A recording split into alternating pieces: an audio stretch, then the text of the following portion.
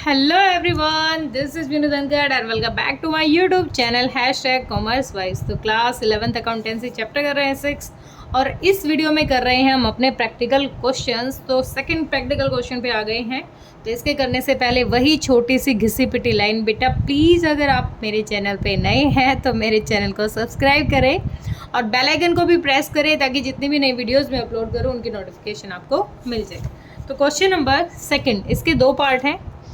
First part हमें कह रहा है show the accounting equation on the basis of the following and present a balance sheet on the last new equation balance.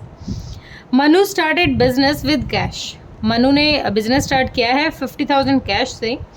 Broad furniture for 500 रुपये में उसने furniture भी खरीदा है। Purchase goods on credit 4,000। Goods खरीदे हैं वो भी क्रेडिट बेस पे, कितने के? 4,000 के। Sold goods on cash costing 500 for 700। 500 रुपये के जो गुड्स थे उनको कैश में बेच दिया, कितने रुपए में? 700 में, यानी 200 रुपये क्या है हमारा प्रॉफिट है। रिसीव्ड रेंट, रेंट रिसीव हुआ है 200 रुपये का। परचेज गुड्स फॉर कैश कितना हुआ है? 1000। हमने क्या किए हैं? परचेज किए हैं गुड्स कैश में, कितने? 1000 के। विड्रॉ किए हैं पर्सनल यूज़ के लिए, मतलब मनु ने अपने पर्सनल यूज़ के लिए पैसे निकाल लिए बिजनेस से 700। पेड टू क्रेडिटर्स 400, क्रेडिटर्स को 400 रुपये दे दिए हैं और सैलरी भी पे कर दी है 200 रुपये। तो यहाँ पर कह रहा है कि आप जो अकाउंटिंग इन्फॉर्मेशन है इसके थ्रू आपको बैलेंस शीट भी बनानी है। और पिछले क्वेश्चन में मैंने स्किप कर दी शायद बैलेंस शीट, हाँ भाई स्किप हो गई है वहाँ बैलेंस शीट, तो चलो इसकी बना लेंगे अच्छे से, ठीक है। सबसे पहला पॉइंट हमें दे रखा है, मनु ने बिजनेस स्टार्ट किया है कितने रुपए से? कैश कितना है? 50,000। हम कर रहे हैं अकाउंटिंग इक्वेशन। तो अकाउंटिंग इक्वेशन कौन सी है अपनी? अकाउंटिंग इक्वेशन है assets equal to capital plus में लायबिलिटीज, ठीक है। अब यहाँ पर बिजनेस स्टार्ट किया गया है और बिजनेस कैश के साथ आया है, ठीक है। तो यहाँ पर कैश क्या है अपनी? एक एसेट है। और कितना कैश कह रहा है? 50,000 रुपये का कैश लेके आया है, ठीक है। अब ये ओनर है, इसका मतलब ये लगाते हैं हम अपनी एसेट साइड है यहाँ तक की, और उधर चलेगी अपनी कौन सी? Capital and liability. Capital plus liability. Capital है, कैपिटल कितनी लेके आया है? मतलब कैपिटल ही होती है ना जो ओनर पैसा इन्वेस्ट कर रहा है, 50,000, ओके। नेक्स्ट है ब्रॉड फर्नीचर फॉर 500। अब फर्नीचर एक एसेट बढ़ गई है, कितनी? फर्नीचर लाया है कितने रुपए का? 500 रुपीज़ का। और कैसे लाया है? कैश में लाया, तो कैश घट गया, कितने का आ गया? 00594, 49,500 का। Purchase goods on credit 4,000। अब हमने गुड्स खरीदे हैं, क्या खरीदे हैं? गुड्स, कितने के? 4,000 रुपये के गुड्स खरीदे हैं। एसेट्स बढ़ गई है, अपनी स्टॉक है ये अपना, गुड्स खरीदे हैं 4,000 रुपये के, लेकिन किस पे? क्रेडिट बेस पे। तो यहाँ एक लायबिलिटी इंक्रीज हो गई है, हमारे क्रेडिटर्स हो गए हैं कितने के? 4,000 के हमारे यहाँ पर क्रेडिटर्स रह गए हैं। आगे कह रहे हैं sold goods on cash costing 500 and 700 में इसको बेच दिया। गुड्स थे जो हमारे 500 के, उनको बेच दिया गया। तो गुड्स कितने रह गए? 3,500 के।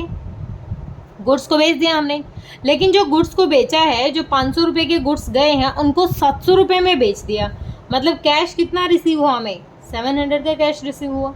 00205, ठीक है, 50,200।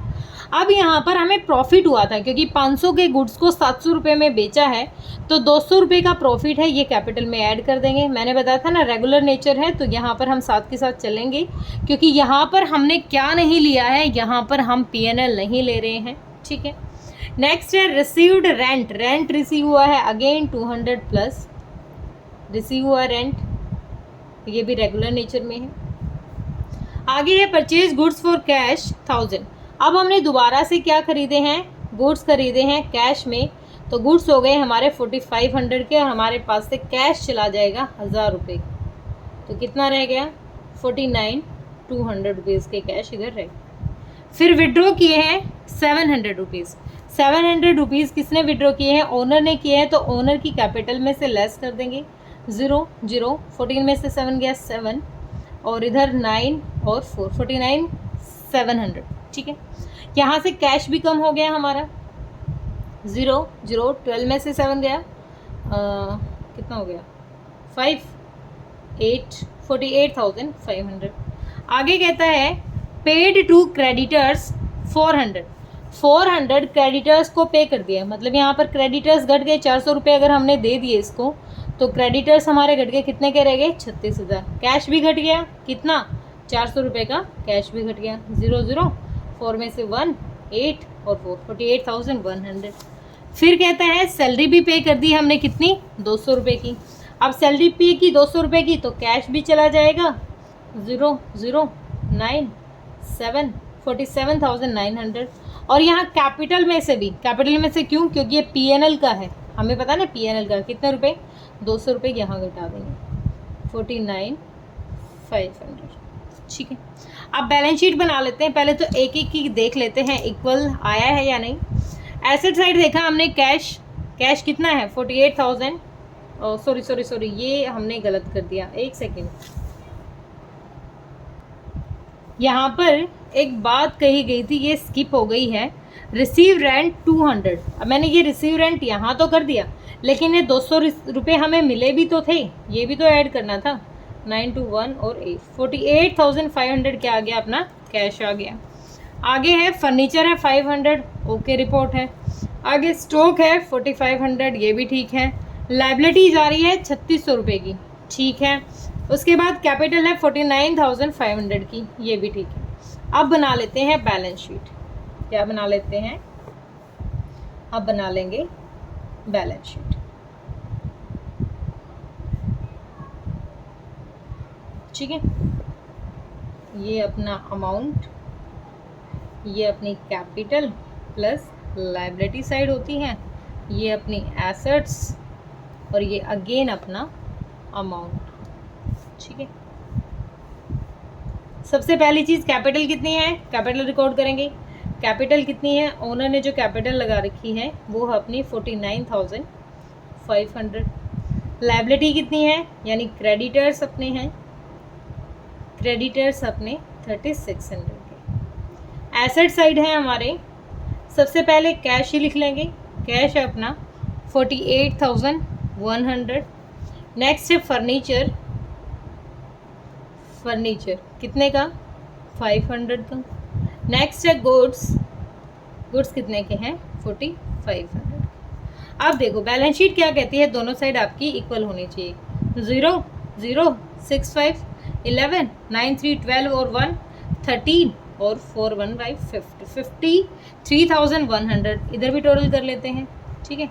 इधर 0 0 5 5 10 और 1 11 8 4 12 और 1 13 और 5 53,100। दोनों साइड इक्वल आ गई, इसका मतलब अपना क्वेश्चन बिल्कुल ओके है, कोई गलती नहीं हुई हमसे, ठीक है।